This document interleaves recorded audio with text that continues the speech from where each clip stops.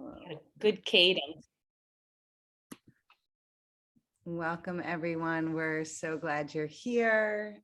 I'm Tammy, co-creator of Rise Gatherings, and you're in for a treat tonight.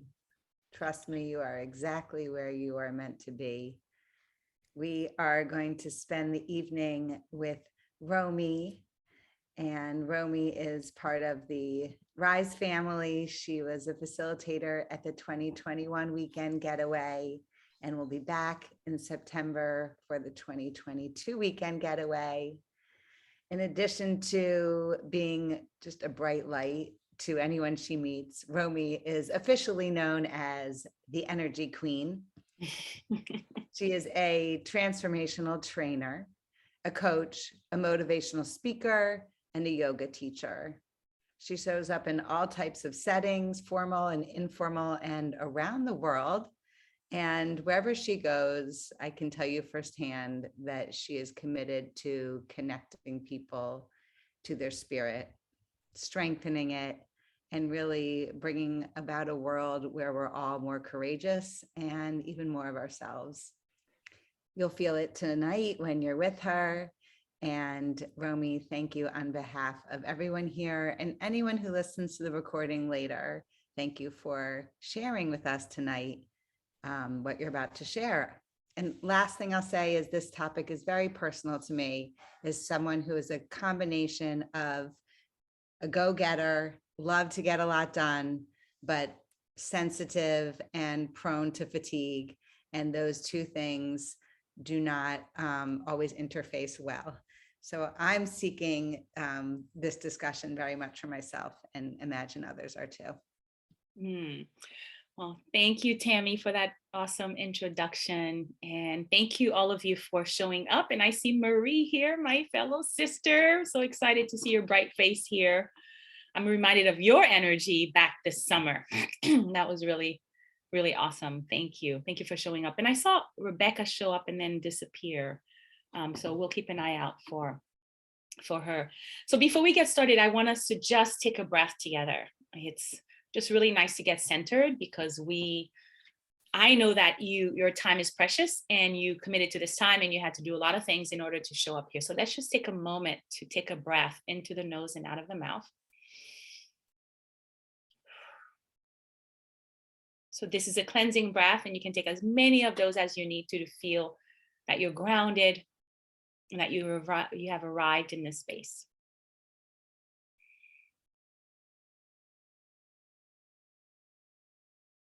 And then as you tune into what's here, I'd love for you to notice your body sensation. What is the most prevalent body sensation? Physical sensation. Are you hot, cold, itchy? What's going on? What's the feeling that's here? Is there any emotion that's here? And notice the next thought. So body sensation, feeling, and thought. So try to remember those three things. And then I would like to just take a moment for us to share that as a way for us to get really connected to one another before I start speaking. So my body sensation is actually warm and like sweaty armpits. My feeling is calm and grounded. And my thought is, I want to get up and open a window. So that's what's here right now. So how about you, Tammy? Go ahead and open the window while we talk, Romy, first of all. We don't need to be stuck in our boxes. Yeah. My body sensation is connected. What was next? Feeling. Feeling. Yeah. Mm-hmm. Feeling. Second, emotion. Anticipatory, excited. And the thought? The thought was, my thought went to some to-dos. Mm-hmm. Wonderful. Thank you for being present with us. How about you, Linda? Well, my body was stiff. I've had a day of babysitting and I wasn't sure I was going to get on. And I was feeling a little rushed, but my thought is, I'm glad I made it. I'm so glad I took that breath. Yay. Awesome. Great. Thank you, Linda. And I'm glad you feel present and I'm glad you made it. Yes. Amy, please. So most prevalent body feeling is back pain. And what was the other thing? Was feeling? Yeah. So I was feeling aggravated. And the thought is that I was grateful that I committed to the time so that I could learn from you and everyone else that's here. And I learn from Marie all the time. She's why I came. Beautiful. Thank you for sharing that, Amy. And Marie. There we go. Hello, everyone, by the way. So glad to see you all. My initial sensation, I was just going through a hot flash, so I broke a sweat while sitting here. And then I got some tingling and itchy feeling along underneath the armpit. I feel warm and fuzzy because I just finished a strength workout, so my body's still buzzing after taking a shower. And my thought is, I'm grateful to be here and to be among all of you awesome women, and so happy that Amy showed up because I love her and I was hoping she'd be here, and she is. So I'm just very happy to be here and to learn more about myself as we go through this process. Oh, so good. Thank you, Marie. And Anna, I see you. I don't know if you're available to speak. We do not see your beautiful face. So if you want to come on or if you're able to speak, unmute and let us know your body sensation, feeling, and thought.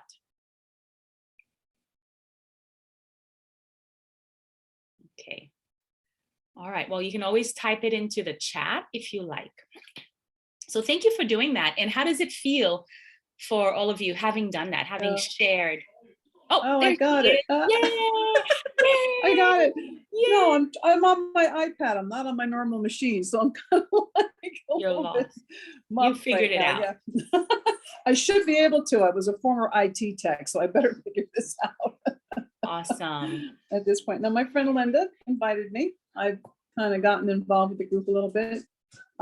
She let me know about you guys, and I've registered to go in September, and we're going forest bathing next Friday, right? That's the forest bathing trip. And, Awesome. you know, in the middle of cooking dinner, so I may run away for a minute or two here and there, 'cause dinner's on the stove. So what's Or your in the body oven. sensation, Anna? Body sensation right now. Tune in. What's your body sensation? I'm over warm. Warm. And what's a Warm. feeling? What's an emotion that's here right now? Little frazzled because I'm trying to do 3 things at once. Perfect. And your thought? The next thought? Smelling dinner in the oven. Yum. Stuffed peppers. Nice. Thank you so much for getting present with us. And Rebecca, you landed, and so you just in time to share. We were all sharing our physical body sensation. So just take a moment to just breathe in and notice if there is any prevalent body sensation and if there's a feeling or emotion that is here. And what's the next thought? I also feel very warm. I'm feeling excited to be here. I'm feeling very full in my belly, just very radiant. Beautiful. And so your thought is you're excited to be here. Yeah. Beautiful. Thank you. Yeah, so this is one of my favorite exercises and or practices or ritual. This is something that I do all the time for myself, and I teach it to others. And I like to start my meeting this way because there's something special about doing that. So tell me how you felt after hearing everyone's share. What came up for you? What did you notice?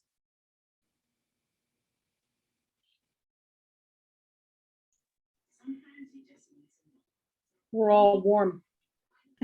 So you noticed something that we have in common. What else, Amy? You're unmuted. Well, I really tuned in because you didn't call on me first, and I was like already engaged listening to anybody and everybody.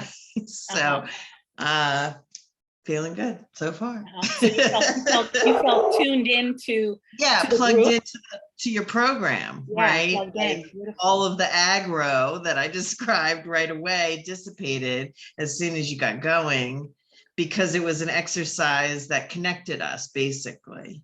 I love that. You gave the perfect response. That's what I was hoping you would notice. Yeah. That's what I was hoping to do. Yeah. Yeah. So it's really a practice of presencing ourselves, right?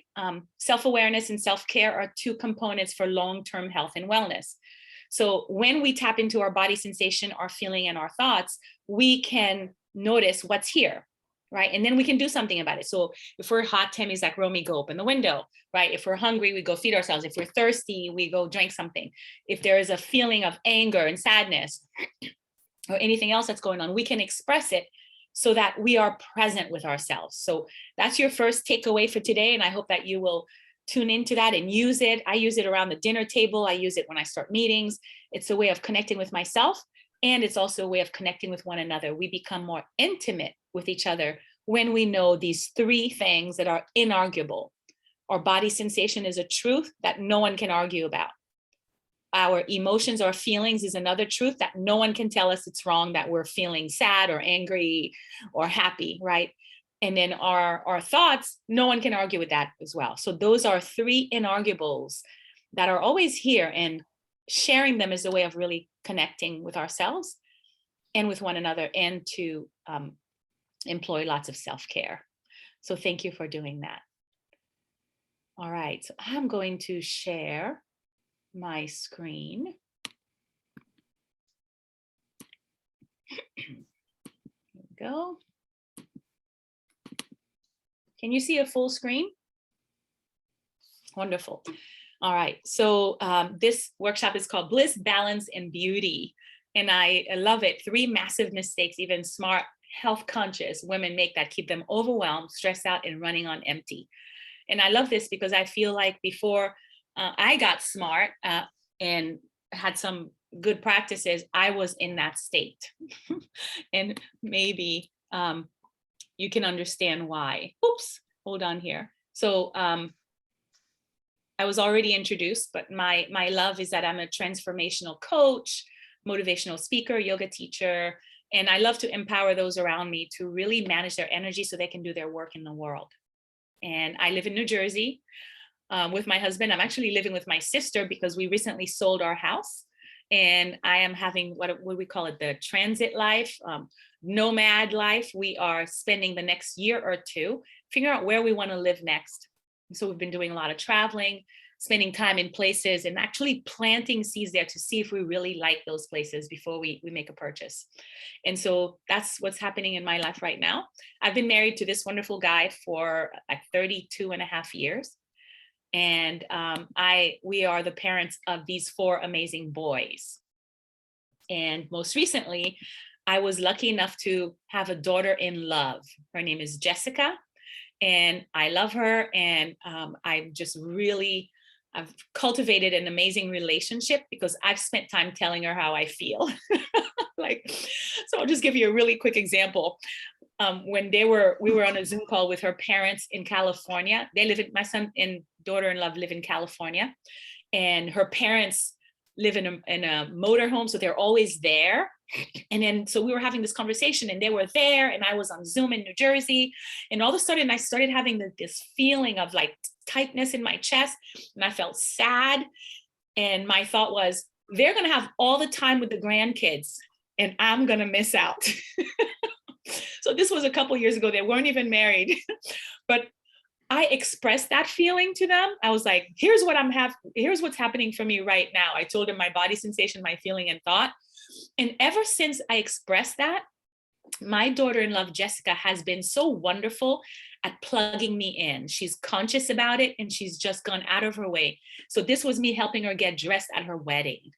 And I was part of it, and I just feel truly connected to her. And so I just want to express again how important it is for us to tune into our body sensation, feeling, and thought, and express it, because it's our truth.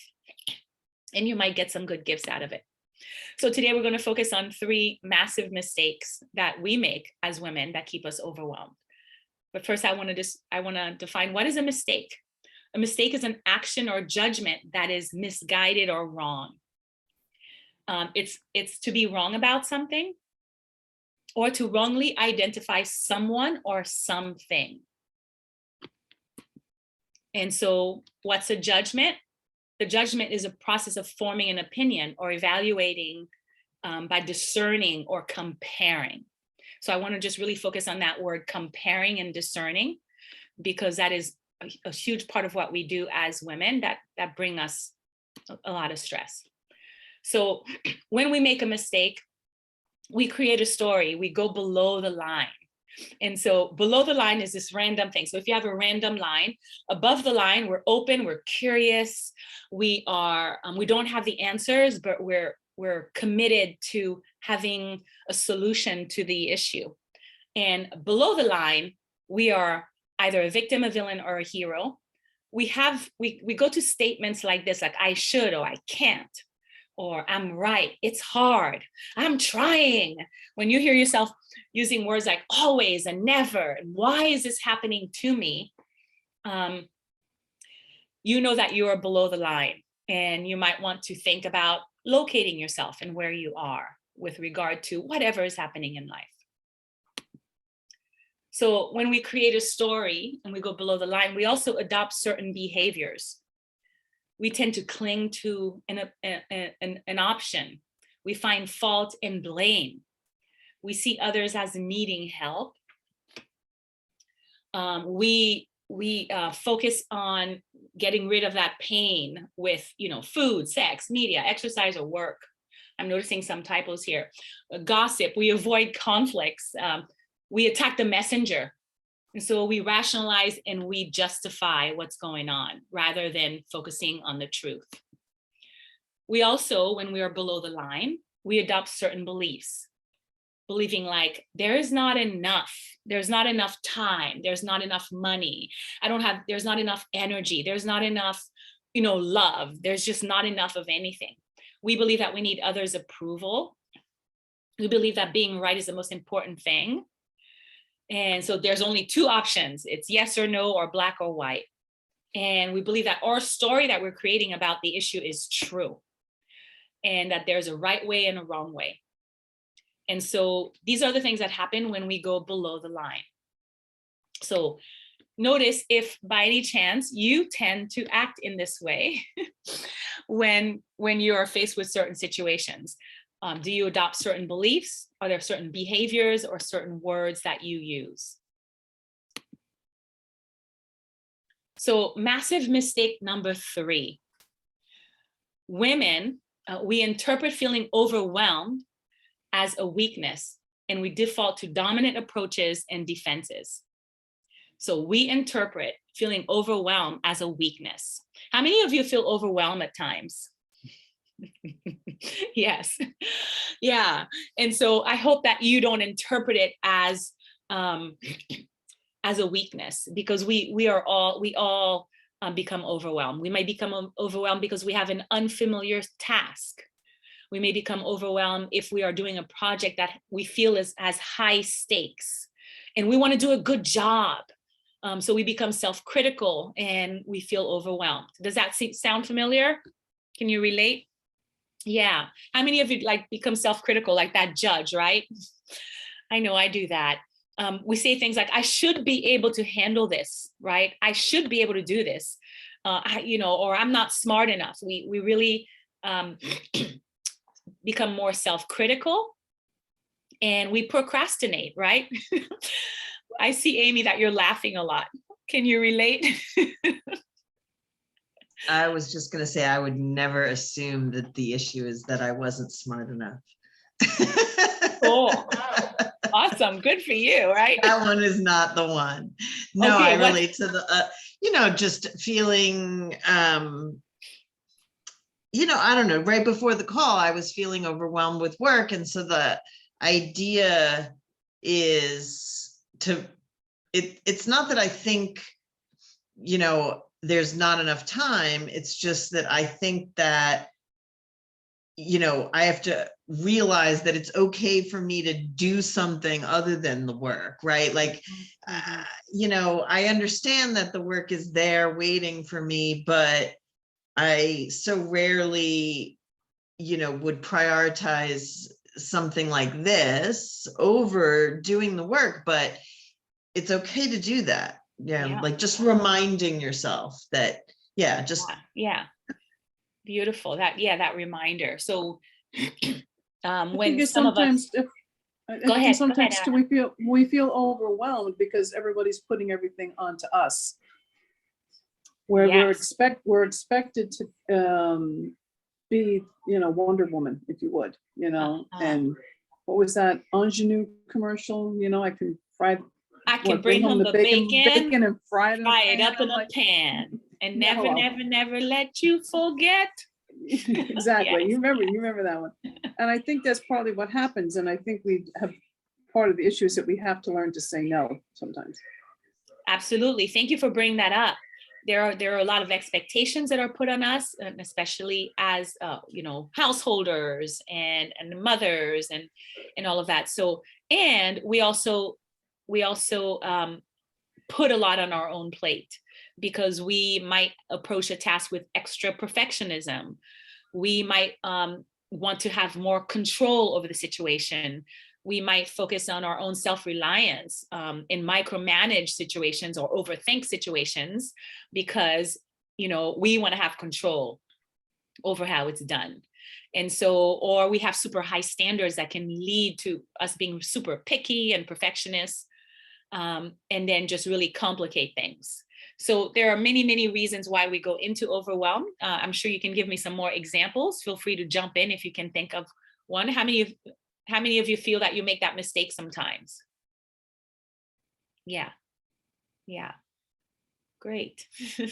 Awesome. So yeah, so instead of allowing ourselves to feel overwhelmed, so when that happens, we tend to create a story. We create a story about how, you know, again, there's not enough time. I have to do this. No one else can do it as well as I can. I have to, right? When we hear the always, this is always happening. When we hear these words, we want to make sure that we're tuning in, like, oh, I'm noticing that I'm using these words right now, or I'm noticing like there's tightness in my shoulders, and, you know, my body sensation feels very stressed. So what is this telling me?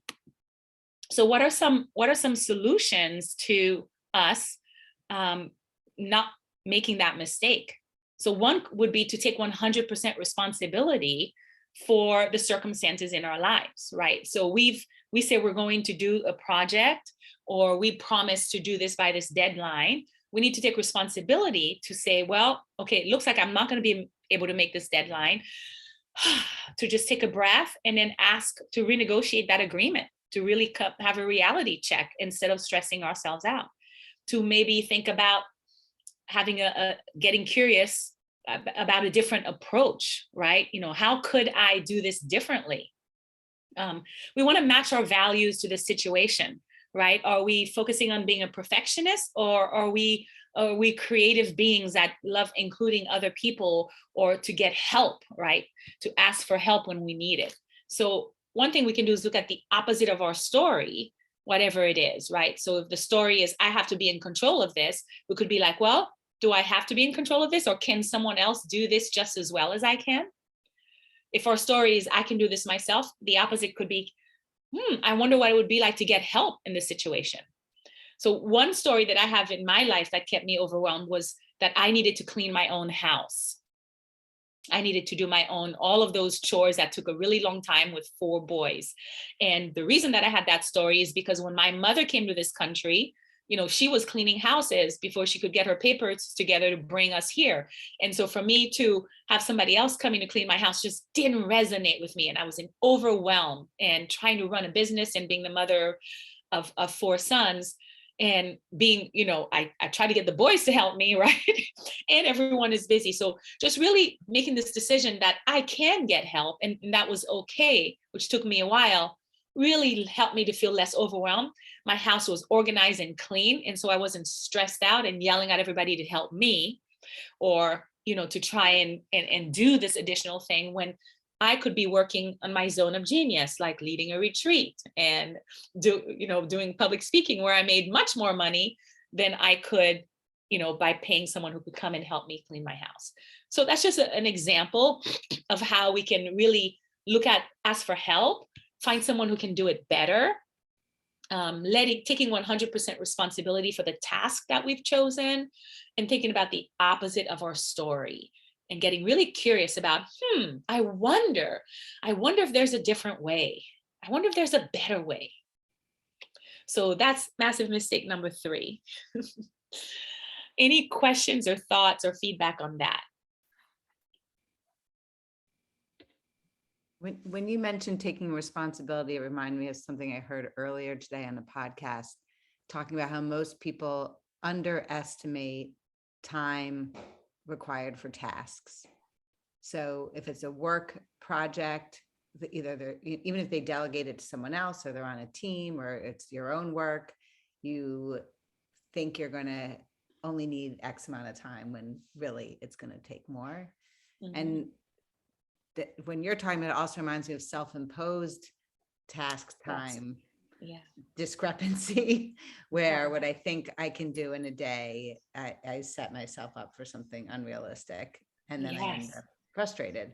So that's the responsibility. And according to this podcast, we, some of us are more prone to that than others. And people who tend to be fiery are like, yeah, we'll do that. And then we'll do that. And, and it's not realistic. I think also too, sometimes it's other people put an unrealistic timeline on us as well. Yes.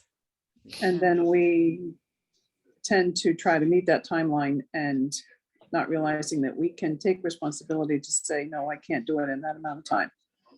Yeah. And say, I had that in IT all the time. It was a constant. Mm-hmm. It was, you have so many days to get this project done, and your review depended upon it, basically. Yeah, thank you for sharing that, Anna. It's so true. We impose things on ourselves, and other people impose that too. And that comes back to taking 100% responsibility and speaking the truth from these 3 places, right? Like, oh, when you gave me that assignment, all of a sudden I felt tension in my shoulders, and my feeling was fear. And my thought is, there is no way I'm going to get this done within this timeline, right? So to just really learn and commit to speaking our truth. And when we speak it from presence, no one can argue with it. And they can say, oh, well, too bad. And you've spoken it. And so I really thank you for sharing that. And in our next round too, we're going to talk a little bit more about being a victim, a villain, or a hero. So any other questions about this first mistake? I know that I'm one that doesn't like to ask for help. I feel that I can just, if I have a task to do or something that I'm working on, I get really hard on myself about not completing it or doing it exactly the way I want it done. And and yet there'll be others around me that'll go, do you want me to help you out? I'm like, no. I'll literally just kind of dismiss them and I got this. Yeah. And I find that's something that I want to work on, but it's been like that for the longest. I mean, I've gone through different work positions, and I'm just like, I can handle it. Yeah. And yet I really can't. I get frustrated. I'm like, come on, get it together, girl. And I don't know, I just do that to myself. Marie, thanks for sharing that. So my question for you, how long, when did this start? This persona, right? This one that's I can do it. I don't need any help. When did you notice her? When did she start? Oh, she started since I was in school, because I'd come out and say I'm a team player, but I'm like, give me the task and let me just do it by myself, because you're gonna mess it up. I was it started way back, probably freshman year. And where did you learn that style from? My dad. Mm-hmm. Yeah. Because my father is just he was one who was really multi-talented in so many ways, and he would just do things himself. And I guess it's that I would just watch him do certain things, and I'm like, oh my goodness, I could do this too. To be self-sufficient and just be able to do something and be proud that I complete it. But yet I wouldn't want anyone to kind of put their piece or share. Yeah. So what does that one, what does she want? Like that little Marie, what does she want? The one that has to do it all by herself. What does she most want? I just want to get it right. I'm stubborn. I'm stubborn in that way. But I guess I want to be open enough to allow others in. And I think that might be it. Yeah. Thank you, Marie, sharing that, because we learn these personas from someone, right? And that persona, Marie, like I would love for you to give her a name. Maybe she's like Marie Superwoman, something like that. I have personas and I give them names because that persona helped you to do a lot of things, didn't she? Yeah. She helped you to do a lot of things, a lot of things. And I know that she also wants to be proud, right? To make your father proud, right? Mm-hmm. Is that true? Yeah. So, cherish her and honor her. And then remember when you don't need her. Like in this moment right now, I don't need you for this task. Thank you for bringing me this far. And right now, I don't want to do this task by myself. So I'm going to ask for help. So you sit right here and look pretty. And I'm going to put on Miss Relax, Chill to help, who's going to say no to this task. This is the self-care one that's like, oh, other people can do it. So you could develop like another persona of like, other people can do this just as well. So that's one thing that I do with this person, is just really check in, like how that part of our personality that insists on doing things a certain way was there for our survival, right? Right. That part of us has helped us to do so much up to this time of our lives. So we want to honor that, but recognize it. It's like a coat, right? You put on Marie superpower when you need to get something done. And other times when you don't need her, you just put her over there and chill, right? I don't need you for this project. I'm going to let other people do it, or it's okay. What I've done is enough, right? Yeah. Thank you for sharing that. It was really helpful. Thanks. Yeah. Awesome. I'll move on to the next one. So massive mistake number 2 is that we withdraw from our support system, from our support or support systems. We disconnect. And so what does it mean to connect? When we connect, we're more than socializing. We are connecting to ourselves. We're connecting to other people. We're connecting to the environment. But when we feel stress, we disconnect. We go into a world where, again, Marie, the superwoman, I can do this myself. I don't need to connect with other people. I will do this myself, right? So when we disconnect, this is a huge mistake. It's an error in judgment and in thinking. And what happens is we go into the drama triangle. We withdraw from our support system and we become either a victim, a villain, or a hero. In the drama triangle, we're below the line, right? Remember I talked about those statements and those beliefs. So when we're below the line, we're either a victim, a villain, or a hero. So the hero is the person who's like, poor you, I'll help you. I got this, so Anna, maybe you were like, okay, I got this. I know this isn't enough time, but I'm just going to spend the next 24 hours not sleeping and I'm going to get that IT thing done, right? We're the hero. We're going to come in and save the day. Or we're either a victim. As a victim, we're like, poor me, everything is happening to me.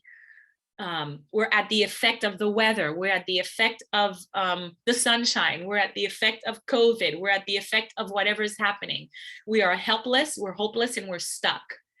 So if you're noticing yourself saying, this is happening to me, poor me, woe me, you have that feeling of being stuck, you are a victim.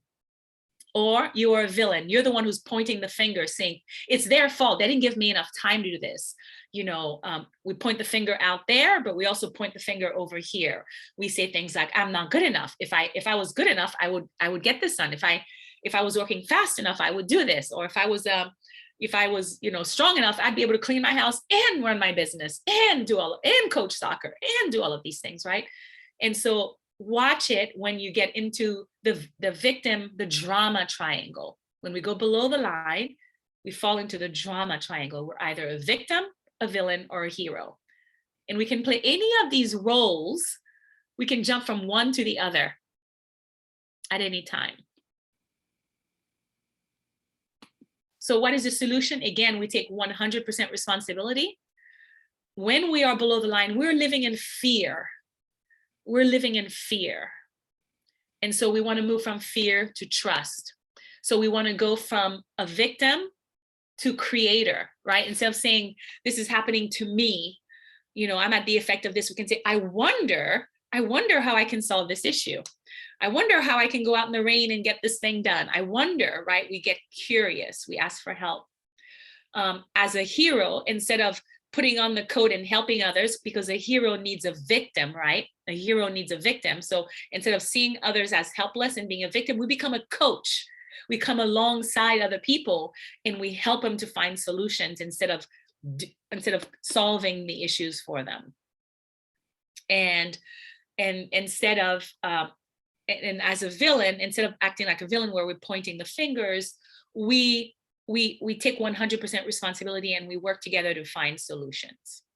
So those are the three things that I like to point out, that I like to figure out what I'm doing when I feel like I'm below the line. I notice, oh, I'm below the line right now. I'm being a total victim. Can I accept myself where I am first before I can do something about it? Any questions about the victim, the villain, and the hero? Is this new to you? Does it feel familiar? Does it make sense?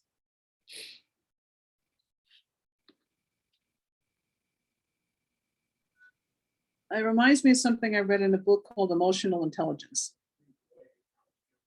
Mm-hmm. I just finished that particular book. It's quite good. Yeah. Written by a gentleman, I believe he's from England because he speaks of, you know, UK and things like that.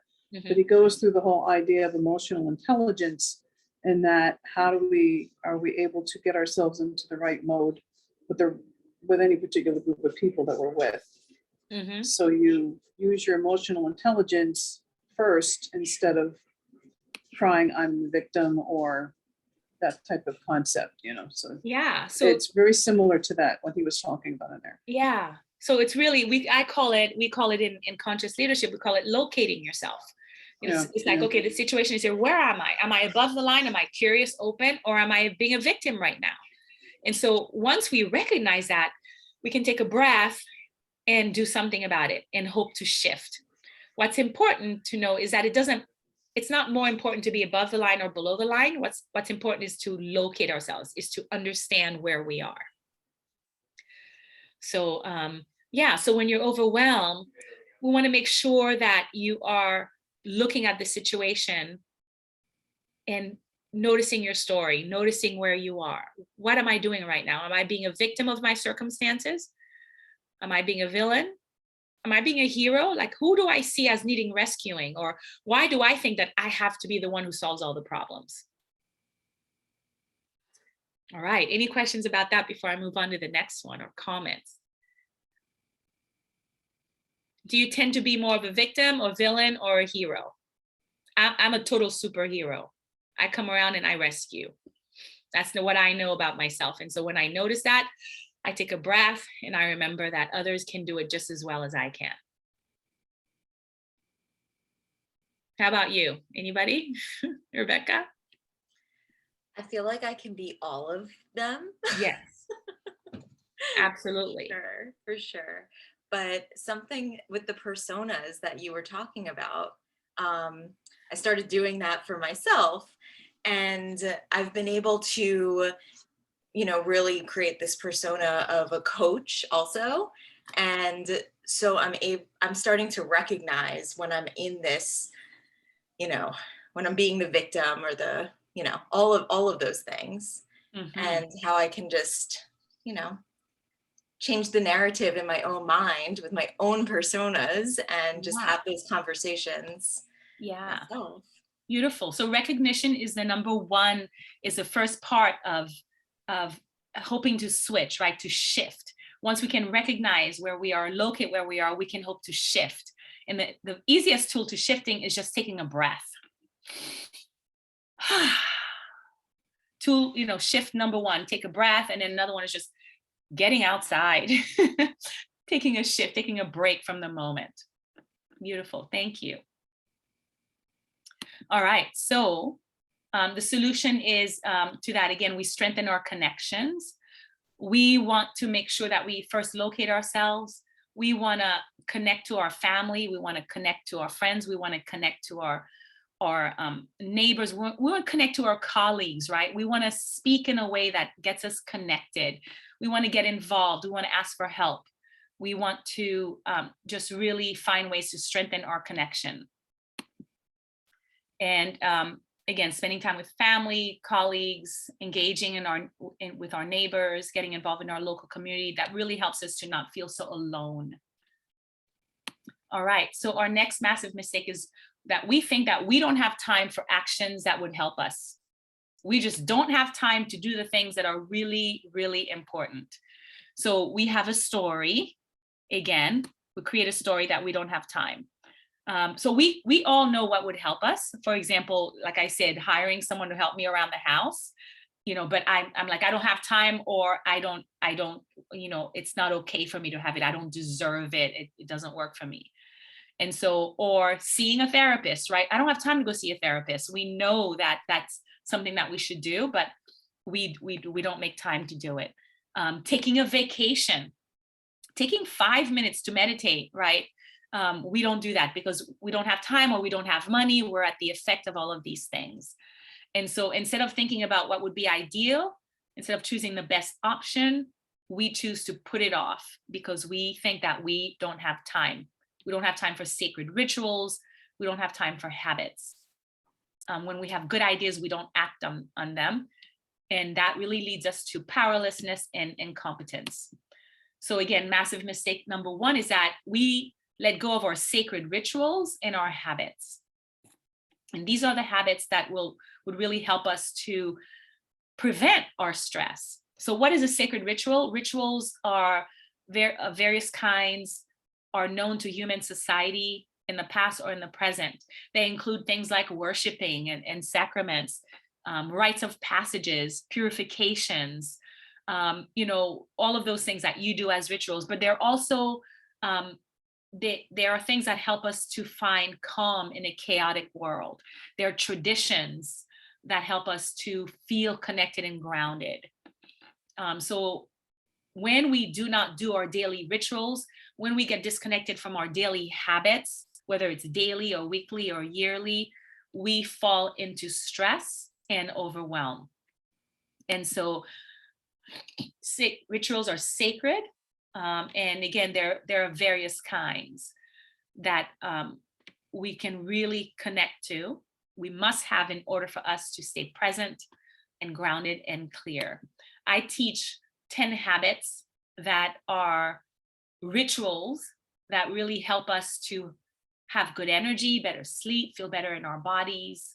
And I teach them in such a way that you can apply them and that you can do them in small doses and they become part of your routine so that they become a permanent part of how you show up in the world and what you do so that you can have energy to do your work in the world. And the first one is to eat an earlier and lighter dinner. And why do we do that? Because we are what we digest. So when we eat an early dinner, we process all our foods and we have time for our food to digest. So we get to sleep early, we get to bed early, we get to sleep well without having agita and food in our stomach, right? And so that helps us to digest. The next habit is to get to bed early. We go to sleep at sunset instead of burning the candle, at both ends. Early to bed helps us to get a really great night's sleep. It helps with our sleeping rhythms and patterns. And when we sleep well and deeply, this is when we process the nutrients, the minerals that can only be processed during sleep in our bodies. And we wake up energized. The third habit or daily ritual is a way of starting our day right. And so how do we start our day right? We started with things like scraping our tongue and brushing our teeth, right? And so that we're looking at our tongue, which is a map of our internal organs, so we know what's going on. We do a breath body practice. We sit in silence for just a couple of minutes just to be with ourselves before we start the day. And we move our body so that we sweat. maybe just 5 minutes, 5, 10, 15 minutes. We do some kind of movement so that we start our day right before the day takes over our lives. Breath body practices, you've got, Marie here, who's a chief at showing us how to exercise, how to move our body so that we sweat and we get strong, flexible, and balanced. One of the habits is to make time to include plants in your diet. I'm not saying to be a vegan or anything like that, a vegetarian, but to just include a lot of plants in your diet. Plants are the way that we can really absorb the minerals and the nutrients that we need in order to show up healthy and strong. And so including plants, and especially the local stuff that's growing around where you are, is really important. This habit of self-massage is one of my favorites for self-awareness and self-care. So taking a few minutes every day to massage my body, especially before bed, just really puts me in touch with this body. It helps me to hydrate my fascia. It helps me to accept my body as it is, looking at my little wrinkles as I'm getting old, just to really help me to have that self-love and self-acceptance. It's also very healing. It helps to boost your immunity. It's such a special practice that I really like. If there's one thing that you want to do, this is one of them. Sitting in silence, in other words, meditation, or walking outside in nature, just spending some time to be quiet. You could set the timer to meditate for just 1 minute, 1 or 2 or 3 times a day. This will make a huge difference in your life. There was a woman who was suffering from alcohol and all kinds of other ailments who was on a suicide watch and tried all kinds of other remedies to solve her issues. And it wasn't until she decided to meditate 3 minutes, 3 times a day, that she was able to calmly find a way to a solution to her health, to giving up alcohol and to being able to hold down a job and get her life back into control. So 1 minute can make such a huge difference when we sit in silence and turn the world in as opposed to going out. Healthier eating guidelines. So not only eating a plant-based diet, but to make sure that we're giving enough time between meals so that our body can digest the food.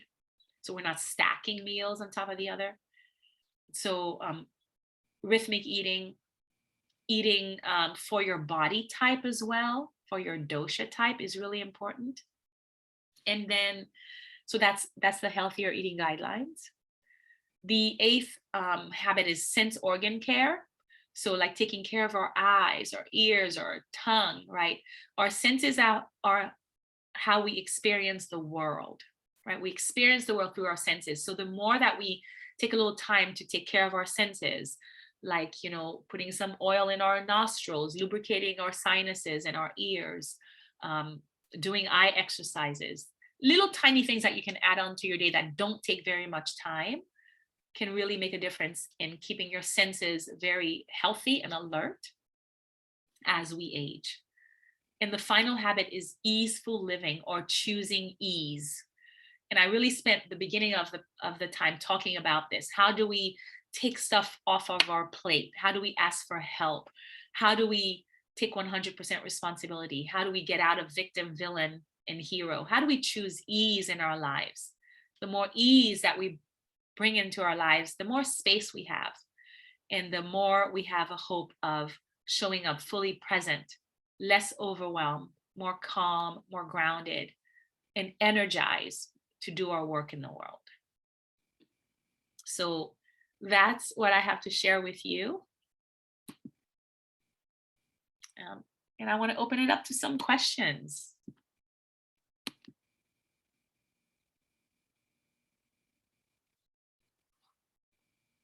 Oh, I'm sorry that I did not see the message of stopping the slides when we're sharing. So yeah, what are your thoughts on what I've shared? I know it's a lot. What is speaking to you? I don't have a question, but I just want to add to, I love the 10 practices. I already sit in silence, and I find how important that is. If I skip it, and I could skip it, let's say maybe 3 or 4 days without doing it for about 3 to 4 days, and I'm like totally off my rocker. So I try to get back into it. And I love how you mentioned even just a minute. I usually do it for about 10 minutes. I built up to that. First it was 3, then it was 5 minutes, then 10. But I know that once I get that in, I so tune in to what's going on internally that it allows me to recognize certain things that I want to change, or it allows me to recognize things that I repeat. Or like if I get frustrated about something, I would now note that sensation and go, I always respond this way. Mhm. So it's now time to change. So I find that very good. I could also, we have a park nearby, Prospect Park in Brooklyn, and I would take a walk there, and that's great. The self-massage, the acceptance of now, like, I mean, I've been teaching for as long as you've been teaching your yoga practice, about your 20 plus years, right? And our bodies are changing over time, we evolve and stuff. And I'm not that high intensity hit girl anymore, or like, do those super rich cardio. Amy, we at Equinox have been training, we've been working out together for the longest. But in saying that, in terms of self-massage, I would look at my body now and I'm just like, I accept you for how you are. Like, thank you. I'm not pushing myself so hard anymore. And I was like, I think I was outside of my body for a moment in time where it was all external, it's like what you saw on the outside. And now I'm just like, no, I want to embrace everything inside. So like, I have a big thing. I'm very self-conscious about my belly. Yeah, and I have a belly. I will draw it in when I'm teaching. No one can tell. But like at the end, I'm done. Even my husband can attest to it. He's just like, don't worry about it. You look fine. But I literally have to hold my belly and go, you know what? I love you. You're a part of me, and everything that I eat, you help me digest. My organs are there. So I have to love you for being a part of me. So I just wanted to just put that in there, that I find it is important to really go through those practices just to kind of sort of, feel good. Yeah. I just want to add that. Thank you. Thank you for those examples, Marie. That makes sense. Makes sense. And I don't know. agree with the belly. Have you guys ever heard of the Heart Math Institute? No. Okay, a Heart Math Institute is a very interesting group. It's a nonprofit organization out in California, and they teach a practice called heart-brain coherence. And it's a very interesting process where basically it's not so much sitting in silence like a meditation, but it's kind of like basically just close your eyes and relax, and slow your breathing down ever so slightly. Sometimes touch your heart center if you choose to, and just kind of center yourself into your heart and work through a list of things that you're grateful for. It's a gratitude practice. Yeah. And doing that, just a few minutes every day. There's a whole thing about heart rate variability. People who have a higher heart rate variability will sustain and be much better off physically, mentally, and spiritually. And I've been doing that for about 5 or 6 years now. I learned of it from a gentleman by the name of Greg Braden, who wrote some very interesting books. One is called Human by Design is one of his books. And they also speak of there too, like a ritual at night. Keep a gratitude journal. Before you go to bed, just write down a few things that you're grateful for that happened during the day, even if it's just that you took your breaths or you woke up that day, basically, that concept there. And a very good book that you guys all might enjoy too is The Awakened Brain by Dr. Lisa Miller, where she speaks of spirituality and being connected. Yeah, Tammy knows that book, right? I just finished reading that a little while ago, and she actually was able to show in MRI studies how the brain will change physically with people who have a slight spiritual practice or ones who are more connected with their surroundings and with their family and with doing those type of practices. And they actually now have the physical proof from the MRIs and studies of thousands of MRIs that have been taken around the world, actually. And it was a phenomenal read. It was really an excellent book. She was really good. The Awakened Brain. Thank you. The Awakened Brain. Yeah, Dr. Lisa Miller. She's a clinical psychiatrist. She teaches at Columbia University over in New York. Thanks. That's who she is. Yeah. She's really good. Phenomenal book. Absolutely phenomenal. I couldn't put it down. The page turner. Thank you for sharing, Anna. I'll put that on the list. Yes. So before, I know we're right about 8 o'clock. I would love to, and I want to leave Tammy a little bit of time. So I just want to quickly go around and have you tell me what's your takeaway. So Marie, you mentioned yours, but what's your takeaway? If you have like a out breath, what's your takeaway from this? So should I call on each of you? Make it go faster. Anna, what's your takeaway? My takeaway, it's nice that we have more and more groups of women and just people in general getting tuned into these type of concepts. Specifically women mostly too, because having been a woman that worked in a man's world for 40 plus years, basically being handed a bowl of lemons and I turned it into lemonade and they all got jealous. And I was like, wasn't that just too bad? But it was, the case of, it's nice to see groups like this coming together. And I have to thank my friend Linda for, sucking me into this bunch. So she sucked me into a few things. So Thank you, Anna. Thank you so much. But that's the whole idea. And this is what makes it important. We need to stick together. Basically. Awesome. Thank you. Marie, what's your takeaway? Actually, the very beginning, I just love the connection part of going in for sensation, feeling, and thought. And just kind of like when I'm among others to share that and have others share that with me too. So that way we can get on top of that connection. And it'll also allow me to kind of sort of relax and be opened and present. for assistance and present. Absolutely. Yeah. Can I add, I love how you said daughter in love. That was wonderful. That was wonderful. Thank you. Yeah, thank you. Amy, how about you? So I really liked the idea about the fact that when you connected with those three things, that's where you can assert agency and change the narrative for yourself. So that was key. I think that's what I've been working on. And then that was really, focusing on the words below the line always, and I can't do this because, or stuff like that.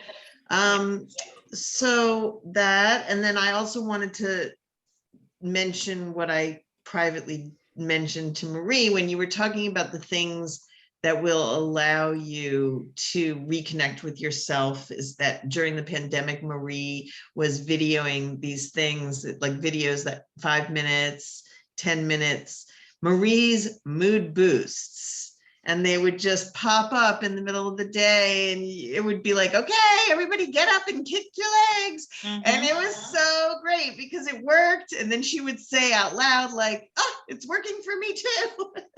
Yes. Yeah. So love you, Amy. From there, an online fitness business has developed. Beautiful. Organically. Yeah. Yeah.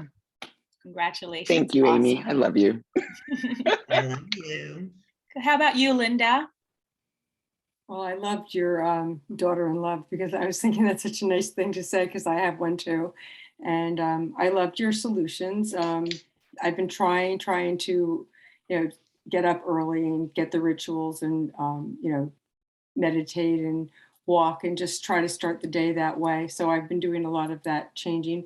And I also totally agree with delegate what you can do, what you don't need to do yourself, because I'm one of those take it all on and then feel overwhelmed kind of people. So I'm doing that a little bit better. But I have to say, my life right now is pretty great. And, I'm trying to balance the grandma part in with the, running my own business. So it's been great. It really has. But delegate is important, and having rituals is really important. And I'm working on all of that. Great. Congratulations. And I'll remind you to do Kaizen, small step. So we want to add something tiny, try it on for a bit so that we can bring it on, we get used to it, we're not overwhelmed. So making changes in very, very small steps.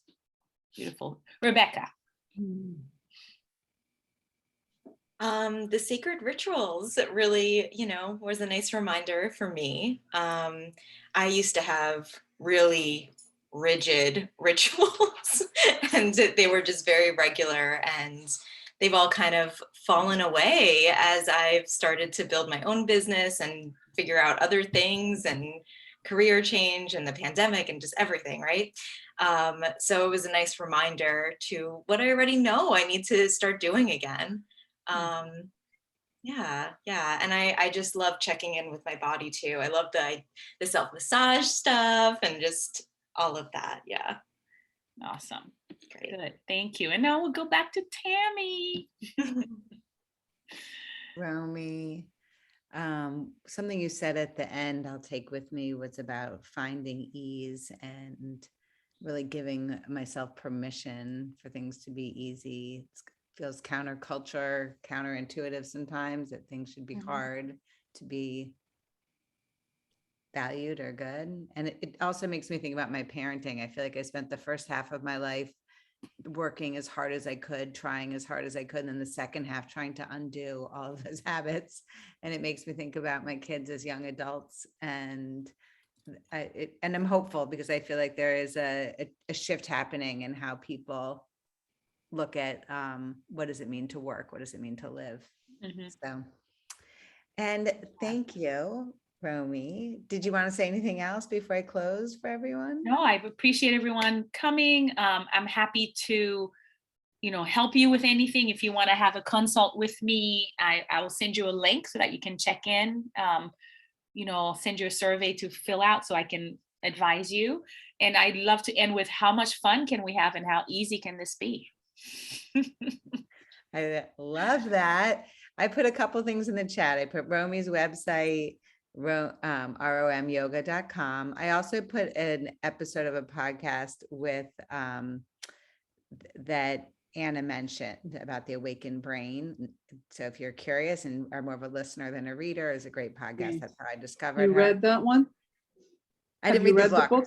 No, Okay, I heard her on a okay. podcast. Gotcha. Okay. Yeah. And I'm gonna end with your inspiration, Romy, of how easy and fun can this be? Meaning, how easy and fun can self-care and self-love be? And Romy, you certainly make it easy and fun. I hope that Rise Gatherings makes it easy and fun. I'll let you in on a secret. Everyone on this Zoom, except for Amy, is going to be together in September at the weekend getaway. And so we'll all be there. But Amy, you are certainly invited to that or to anything else online or in person with anyone here. So I look forward to more opportunities to learn together, to validate each other, to love ourselves and to love one another. So thanks everyone for being here. Beautiful. I look forward to seeing Amy too. So you're going, Rebecca? Yes. I talked to Tammy recently and got to know